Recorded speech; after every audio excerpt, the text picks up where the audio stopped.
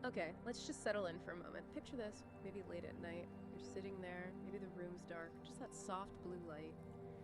And the world outside, it's finally gone quiet, softened into shadow. All that noise from the day, the news, the pings from your phone, even just that running list in your head of things to do, it's finally faded a bit.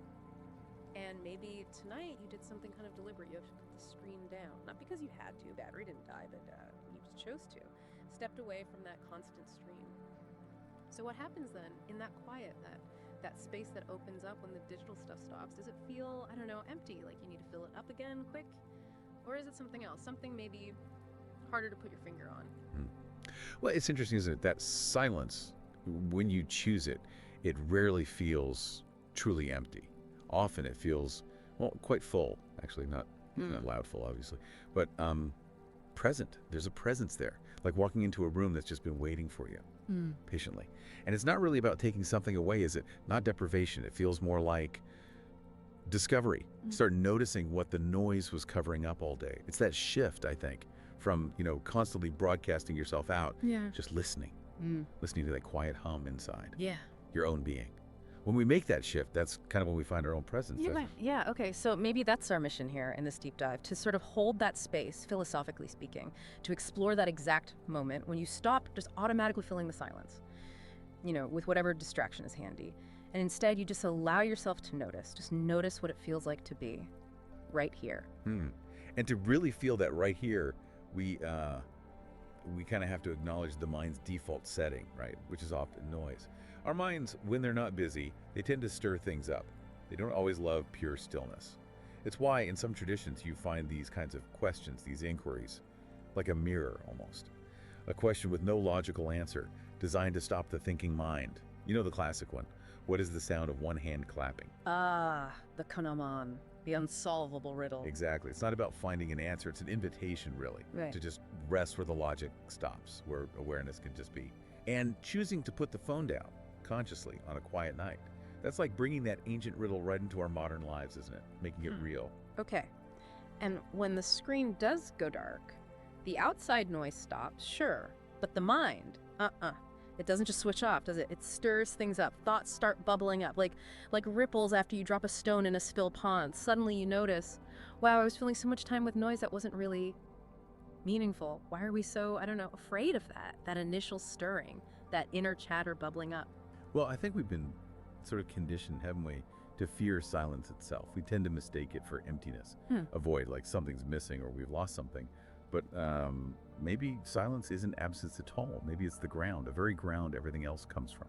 The stage, if you like, for everything that happens. Think about that digital pulse, the pings, the notifications, the constant scroll. It takes up our time, obviously, but it goes deeper. It takes up our breath almost, our focus, our sense of who we are. It's always whispering, isn't it?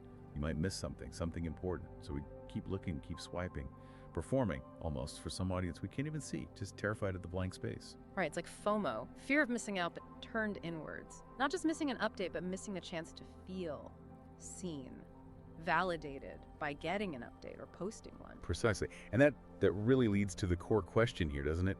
Yep. The real cohen of putting the phone down. What if? What if the thing you're so afraid of missing isn't out there in the feed at all? What if it's right here, waiting, patiently, for you to just notice it? But we're so wired to do things, to achieve, even finding peace or clarity. We often treat it like another project, right? Something to master, a path to follow rigorously. We think of stillness as this destination we have to get to, but if it's just the ground beneath us, like you said, why does it feel like such hard work just to stand on it?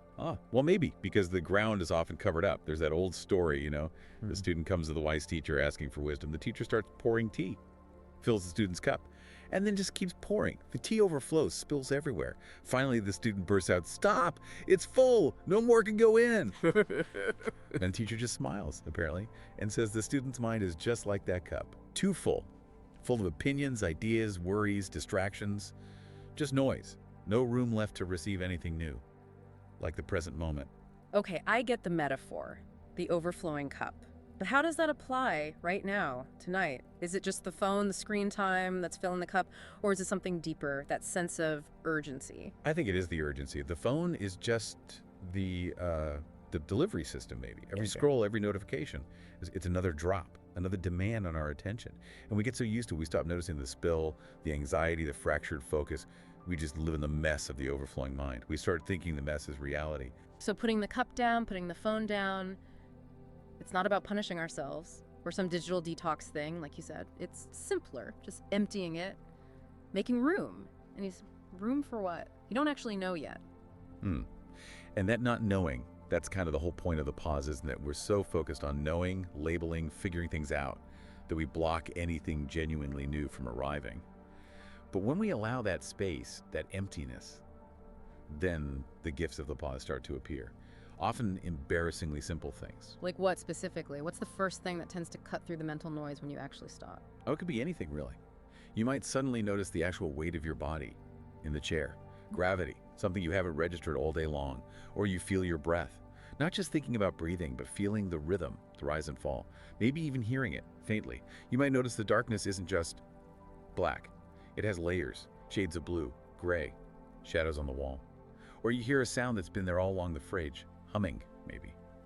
Ignored until now. Yeah, those are incredibly ordinary things, mundane even, but in that moment of noticing, they can feel, almost sacred, charged with something. They feel sacred because you're finally present to witness them. That's the key. The pause just returns you to your senses, raw, unfiltered. Yeah.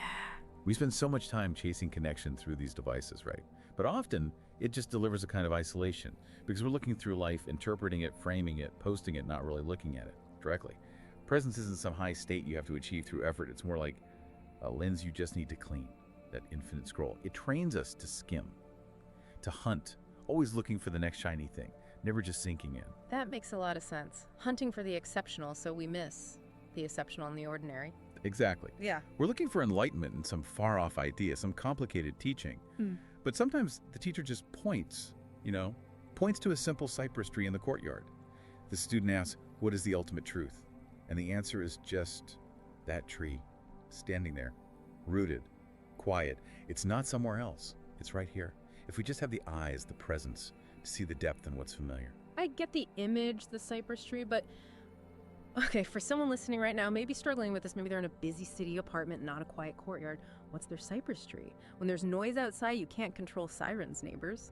But the rootedness isn't really about the external quiet, is it? It's about the internal settling. Your cypress tree might be the way condensation forms on a cold glass, or the shadow a coat makes hanging on the door, the rhythm of your pet breathing nearby.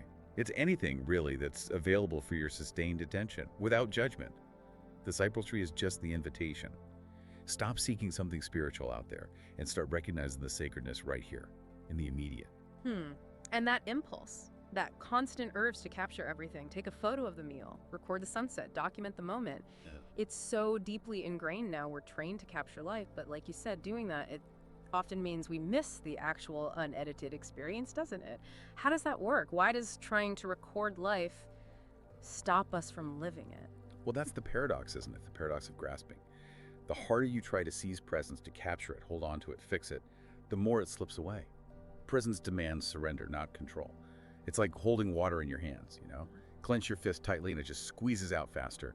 But the alternative, it's incredibly simple yet radical. Stop grasping. Just open your hands, relax, let the river flow through you. Don't try to contain the experience. Let the experience contain you. But surrender, that sounds so passive in a world that's constantly telling us to hush, be proactive, shape our destiny. How do you square that? Stillness and surrender versus needing to function, create, get things done tomorrow. But stillness isn't the same as inactivity. Not at all. It's more like focused activity. The practice isn't about becoming passive, like a leaf just floating wherever the stream takes it. It's more about becoming the mountain, rooted, stable, unshaken by the weather that passes over it. When you act from that place of quiet presence, your actions tend to be more precise, more effective, less frantic, less reactive.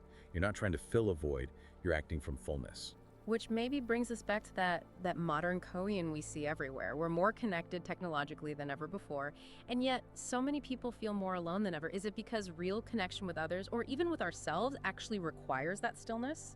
And without it, every conversation, every interaction, it just becomes a kind of performance, a gesture for an audience that might not even be paying attention. I think that's exactly it. We perform because we confuse getting attention with receiving love. We confuse validation with substance. Sometimes real insight doesn't come from striving or achieving. Think of the old monk sitting by the river. He didn't find enlightenment after years of hard practice necessarily. The story goes he found it when he finally just gave up. Exhausted, he stopped trying so hard, he just watched a leaf float by, and he started to laugh because he finally stopped looking for an answer and just saw what was right there. Presence is like that. It's the ground under your feet when you finally stop running, when you stop looking outside yourself for proof that you're real. And here's maybe the quiet realization that can come in the dark when you stop running. What if the phone, the noise, the constant updates, what if they're just symptoms? What if the real issue isn't the technology itself, but that deep underlying belief that maybe you're not quite enough just as you are right now, that you need something external, likes, comments, validation, just to feel solid. Real. So the urge to fill the silence, it's really covering up that feeling of inadequacy. Wow. Yes. And fasting from that illusion, the illusion that you need external confirmation, that's what allows the self to just settle, to realize its own inherent wholeness. Yeah. It was never lacking. So the ultimate koan for modern life kind of reveals itself then. To be truly connected, to really feel belonging, you first have to disconnect. Disconnect from the noise, yes, but also from the performance, from that exhausting need to be someone other than who you actually are, right here, right now. That feels like a moment of real clarity. But okay, tomorrow comes, the demands rush back in, the phone buzzes, the emails pile up, the pressure's on, the current starts flowing again. If the phone is just a symptom, like you say, what do we do then, beyond just switching it off sometimes? How do we treat the root cause, that feeling of not enough, when we step back into the busy world? Well, there's a very simple, very profound teaching for that. When you walk, just walk. When you sit, just sit. Above all, don't wobble. The practice isn't about avoiding the world or the devices forever. It's about carrying this quiet knowing, this sense of already being here into everything you do. Don't split your attention. Don't be half here, half scrolling mentally. Be fully where you are. You don't need some grand, complicated plan. Just consistency of attention. You're not trying to become yourself. You already are yourself. You don't need to be found. You just need to stop believing you were ever lost. You can carry the feeling of the cypress tree, its rootedness, even on a crowded bus. Okay. So that's the ongoing work, carrying the stillness with you, not just finding it in quiet moments. Yes, exactly.